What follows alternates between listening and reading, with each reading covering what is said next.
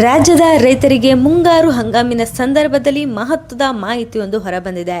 ಕೇಂದ್ರ ಮತ್ತು ರಾಜ್ಯ ಸರ್ಕಾರದ ಅಡಿಯಲ್ಲಿ ರೈತರಿಗೆ ಸಿಗಲಿದೆ ಒಂದು ಗುಡ್ ನ್ಯೂಸ್. ಹೌದು, ಮುಂಗಾರು ಹಂಗಾಮಿನಲ್ಲಿ ಬೆಳೆದಿರುವ ವಿವಿಧ ಬೆಳೆಗಳಿಗೆ ವಿಮೆ ನೋಂದಣಿ ಮಾಡುವ ಪ್ರಕ್ರಿಯೆ ಆರಂಭವಾಗಿದೆ. ಪ್ರತಿ ವರ್ಷ ಮಳೆಯ ಕೊರತೆ, ಅತಿಯಾದ ಮಳೆ, ಪ್ರವಾಹ, ಬರ ಪರಿಸ್ಥಿತಿ, ಕೀಟ ಮತ್ತು ರೋಗಗಳ ಸಮಸ್ಯೆಯಿಂದ ರೈತರು ಬೆಳೆದ ಬೆಳೆಗಳಿಗೆ ಹಾನಿಯಾಗ್ತಾ ಇದೆ. ಇಂತಹ ಪರಿಸ್ಥಿತಿಯಿಂದ ಸುಧಾರಿಸಿಕೊಳ್ಳಲು ಹಾಗಾದರೆ ಬನ್ನಿ, ಈ ಒಂದೇ ಒಂದು ವಿಡಿಯೋದಲ್ಲಿ ಯಾವ ಬೆಳೆಗೆ ಎಷ್ಟು ವಿಮೆಯನ್ನು ಒದಗಿಸಲಾಗುತ್ತೆ. ತೊಗರಿ, ಹತ್ತಿ, ಅರಿಶಿನ ಹಾಗೆ ಹಲವು ಬೆಳೆಗಳಿಗೆ ಅದರದೇ ಆದ ವಿಮೆ ಮೀಸಲಿದೆ. ನೀರಾವರಿ ಇರುವ ಮತ್ತು ಮಳೆಯಾಶ್ರಯದ ಬೆಳೆಗಳಿಗೆ ಬೇರೆ ಬೇರೆ ವಿಮೆ ಪ್ರಕ್ರಿಯೆಗಳಿವೆ. ಹಾಗಾದರೆ ಮಳೆಯಾಶ್ರಿತ ಮತ್ತು ನೀರಾವರಿ ಬೆಳೆಗಳಿಗೆ ಎಷ್ಟು ಹಣ ಸಿಗಲಿದೆ, ನಿಮ್ಮ ಬೆಳೆಗೆ ಎಷ್ಟು ಹಣ ಸಿಗಲಿದೆ ಎಂದು ಹೇಗೆ ಆನ್ಲೈನ್ನಲ್ಲಿ ಚೆಕ್ ಮಾಡೋದು? ಪ್ರತಿ ಬೆಳೆ ವಿಮೆಗೆ ಅರ್ಜಿ ಹಾಕಲು ಸರ್ಕಾರ ಬೇರೆ ಬೇರೆ ದಿನಾಂಕವನ್ನು ಒದಗಿಸಿದೆ. ಹಾಗಾದರೆ ರೈತ ಯಾವ ದಿನಾಂಕದಂದು ತಾನು ಬೆಳೆದ ಬೆಳೆಗೆ ಅರ್ಜಿಯನ್ನು ಸಲ್ಲಿಸಬಹುದು? ಅರ್ಜಿ ಸಲ್ಲಿಸೋಕೆ ಬೇಕಾಗುವ ದಾಖಲೆಗಳೇನು ಎಲ್ಲವನ್ನು ಈ ಒಂದೇ ಒಂದು ವಿಡಿಯೋದಲ್ಲಿ ನೋಡೋಣ. ಅದಕ್ಕೂ ಮೊದಲು ಇನ್ನೂ ಯಾರಾದರೂ ನನ್ನ ಚಾನಲ್ಗೆ ಸಬ್ಸ್ಕ್ರೈಬ್ ಆಗಿಲ್ವಾ? ಹಾಗಾದರೆ ಈ ಕೂಡಲೇ ನಮ್ಮ ಈ ಚಾನಲ್ಗೆ ಸಬ್ಸ್ಕ್ರೈಬ್ ಆಗಿ. ವೀಕ್ಷಕರೇ, ಈ ಬಾರಿ ಮುಂಗಾರು ಹಂಗಾಮಿನಲ್ಲಿ ಬೆಳೆದಿರುವ ತೊಗರಿ, ಹೆಸರು, ಉದ್ದು, ಮೆಕ್ಕೆಜೋಳ, ಹತ್ತಿ, ಸೋಯಾಬೀನ್, ಭತ್ತ, ಈರುಳ್ಳಿ ಸೇರಿದಂತೆ ಹಲವು ಬೆಳೆಗಳಿಗೆ ರೈತರು ವಿಮೆಯನ್ನು ಮಾಡಿಸಿಕೊಳ್ಳಬಹುದಾಗಿದೆ. 2026-27ನೇ ಸಾಲಿನ ಕರ್ನಾಟಕ ರೈತ ಸುರಕ್ಷಾ ಪ್ರಧಾನ ಮಂತ್ರಿ ಫಸಲ್ ಬಿಮಾ ಯೋಜನೆಯಡಿ ಮುಂಗಾರು ಹಂಗಾಮಿನಲ್ಲಿ ಬೆಳೆದ ವಿವಿಧ ಬೆಳೆಗಳಿಗೆ ವಿಮೆ ನೋಂದಣಿ ಮಾಡುವ ಪ್ರಕ್ರಿಯೆ ಆರಂಭಗೊಂಡಿದೆ. ವೀಕ್ಷಕರೇ ಗಮನಿಸಿ, ಇಲ್ಲಿ ರೈತರು ಕಡಿಮೆ ಮೊತ್ತದಲ್ಲಿ ಪ್ರೀಮಿಯಂ ಪಾವತಿಸಿ ತಮ್ಮ ಬೆಳೆಗಳಿಗೆ ವಿಮೆಯನ್ನು ಮಾಡಿಸಬಹುದು.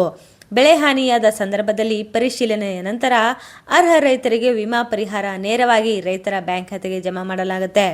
ಪ್ರಕೃತಿ ವಿಕೋಪಗಳಿಂದ ಉಂಟಾದ ನಷ್ಟಕ್ಕೆ ರಕ್ಷಣೆ, ಕಡಿಮೆ ಪ್ರೀಮಿಯಂನಲ್ಲಿ ಬೆಳೆಗೆ ವಿಮೆ, ರೈತರ ಆದಾಯಕ್ಕೆ ಭದ್ರತೆ, ಪರಿಹಾರದ ಹಣ ನೇರವಾಗಿ ಬ್ಯಾಂಕ್ ಖಾತೆಗೆ ಜಮಾ ಮಾಡೋದು, ಸಣ್ಣ ಮತ್ತು ಅತಿ ಸಣ್ಣ ರೈತರಿಗೆ ಹಣ ಒದಗಿಸುವುದೇ ಈ ಯೋಜನೆಯ ಉದ್ದೇಶವಾಗಿದೆ.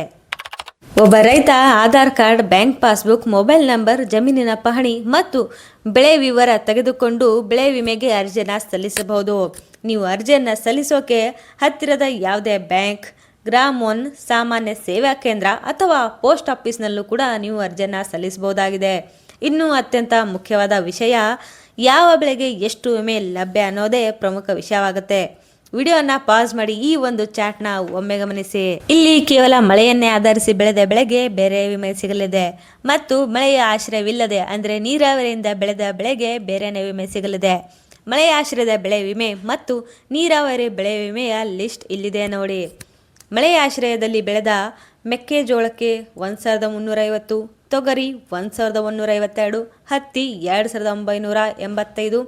ನೀರಾವರಿಯಲ್ಲಿ ಬೆಳೆದ ವಿಮೆಗೆ ಅಂದರೆ ನಿಮ್ಮ ಬೆಳೆಗೆ ಮೆಕ್ಕೆಜೋಳ 1524, ತೊಗರಿ 1206, ಹತ್ತಿ 4320.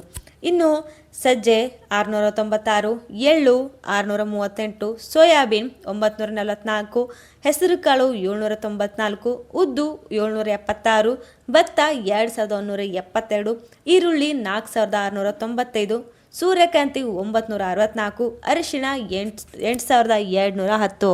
ನಿಮ್ಮ ಬೆಳೆಗೆ ಸಿಗಲಿರುವ ವಿಮೆ ಇದು. ರೈತರೇ, ಕೊನೆಯ ದಿನಾಂಕ ಬರೋವರೆಗೂ ಕಾಯ್ದೆ ಅರ್ಜಿಯನ್ನು ಸಲ್ಲಿಸಿ. ಹೆಸರುಕಾಳು, ಉದ್ದು, ಅರಿಶಿಣ ವಿಮೆಯನ್ನು ಪಡೆಯಲು ಜುಲೈ 15 ಕೊನೆಯ ದಿನಾಂಕವಾಗಿದೆ. ಮೆಕ್ಕೆಜೋಳ, ತೊಗರಿ, ಹತ್ತಿ, ಸಜ್ಜೆ, ಎಳ್ಳು, ಸೋಯಾಬೀನ್ ಬೆಳೆ ವಿಮೆಯನ್ನು ಪಡೆಯಲು ಜುಲೈ 31 ಕೊನೆಯ ದಿನಾಂಕವಾಗಿದೆ.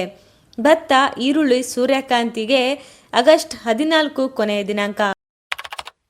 ಇನ್ನೊಂದು ಮುಖ್ಯವಾದ ವಿಷಯ, ಬೆಳೆ ವಿಮೆ ಪರಿಹಾರ ಮೊತ್ತವನ್ನು ಹೇಗೆ ಪರಿಶೀಲಿಸೋದು ಅಂತ ನೋಡೋಣ ಬನ್ನಿ.